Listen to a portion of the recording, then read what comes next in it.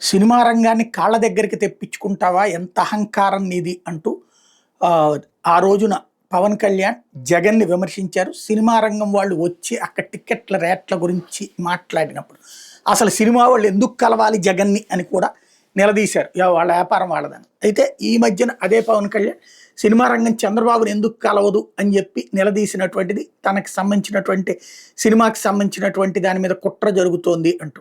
ఇప్పుడు పవన్ కళ్యాణ్ పంతంతో లేదా పవన్ కళ్యాణ్ ఆగ్రహంతో సినీ ఇండస్ట్రీ దిగి వచ్చింది. అందులో ఒకటి దిల్ రాజు వచ్చేటప్పటి టిక్కెట్ల రేట్లు, థియేటర్లలో ఖర్చులు, ఈ వ్యవహారంలో పవన్ కళ్యాణ్ సూచనలు తీసుకున్నాను, ఆ సూచనల్ని అమలు చేస్తాం, దానికి అనుగుణంగా వెళ్తాం, థియేటర్లో ఖర్చులు తగ్గించి ఏర్పాటు చేస్తాం, టిక్కెట్ల రేట్లు తగ్గించి ఏర్పాట్లు చేస్తాం అంటూ తాజాగా ప్రకటించారు. ఏదైతే తమ్ముడు సినిమాకి సంబంధించినటువంటి ఆ ఫంక్షన్లో ప్రకటించుకొచ్చారు.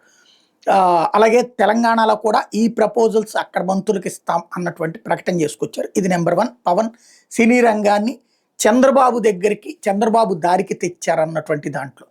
అదే సందర్భంలో నెంబర్ 2 వచ్చేటప్పటికి మరొకటి తాజాగా జరిగినటువంటి పరిణామం, ఈ నెల 15వ తారీఖున సినీ రంగ పెద్దలు చంద్రబాబు గారిని కలవడానికి వస్తున్నారు. తద్వారా సినీ రంగాన్ని చంద్రబాబు గారి దగ్గరికి తీసుకొస్తున్నారు పవన్ కళ్యాణ్. ఇదివరకు ఆయనే జగన్ దగ్గరికి ఎందుకు వెళ్ళాలి ముఖ్యమంత్రి దగ్గరికి అన్నారు. అంటే ఆయన అభిప్రాయంలో ఆయనదే విభేదం ఉంది. అయితే జగన్ సీఎంగా ఉంటే సినీ రంగం వెళ్ళకూడదు, తల వగ్గకూడదు, కానీ చంద్రబాబు నాయుడు ఉంటే తల వగ్గాలి అన్నటువంటిదా అంటే ఆయన అభిప్రాయం ఏంటి అన్నది పక్కన పెడితే మొత్తం మీద పవన్ దెబ్బకైతే ఇక్కడ వాళ్ళు వస్తున్నారు.